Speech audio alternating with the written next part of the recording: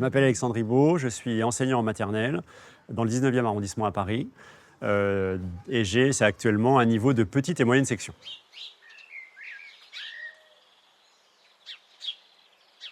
Alors le jeu libre, c'est une notion qui est finalement très intéressante et très liée à la pratique de la classe dehors, je trouve. Parce que finalement, quand on explore un peu les bienfaits dont on profite quand on fait classe dehors, et tous les bienfaits qui sont listés sur la santé, sur l'équilibre psychologique, sur la confiance en soi, sur les apprentissages, très souvent, en fait, ces bienfaits, ils sont très liés à la pratique du jeu libre. C'est dans les programmes depuis 2015, c'est intéressant de le constater.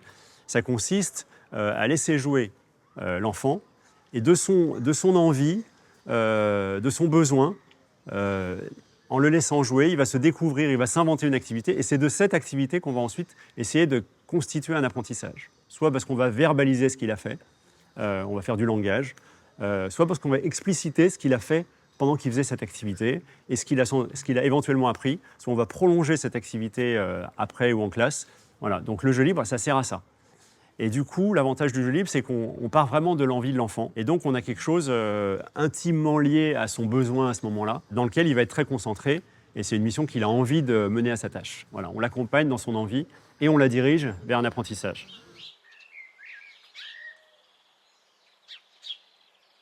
Dès le début de l'année, dès la réunion de rentrée, par exemple, on explique aux parents le projet. Et ensuite, toute l'année, on les accompagne dans ce qui peut être leur crainte. Ah bah là, il commence à faire froid, vous sortez quand même.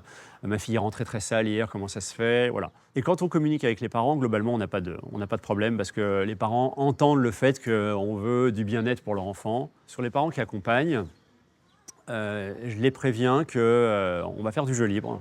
J'essaie de les prévenir qu'ils vont laisser jouer les enfants. L'enfant, il a besoin de minimum 30 minutes pour s'organiser un jeu. C'est-à-dire que si vous faites une séance de jeu libre pendant 20 minutes, il ne va rien se passer.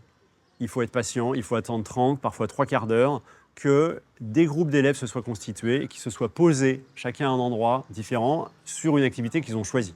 Si à ce moment-là, vous venez les interrompre, si vous leur dites « venez, on fait une chasse au trésor », comme ça arrive parfois à des papas qui se disent « on est dehors, on va faire une chasse au trésor », ou qui proposent quelque chose, on brise ce fragile équilibre de l'enfant qui est en train de se rechercher une activité. Donc les parents, ils sont là pour observer, pour profiter, pour discuter aussi avec l'enseignant. C'est une occasion de rencontrer des parents parfois, pour vérifier les consignes de sécurité, de je ne m'éloigne pas, je ne sors pas de la zone en fonction de ce que l'enseignant a défini, mais pas tellement dans ma démarche pour intervenir sur quelque chose ou sur un projet.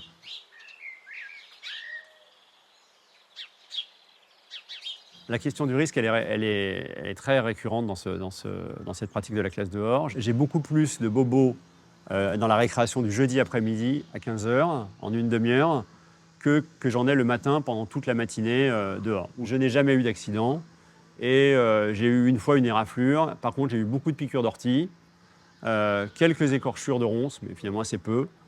Voilà. Et les piqûres d'ortie, c'est un super apprentissage et l'enfant il a envie de partager et on crée du langage avec ça. Et puis c'est pas très grave.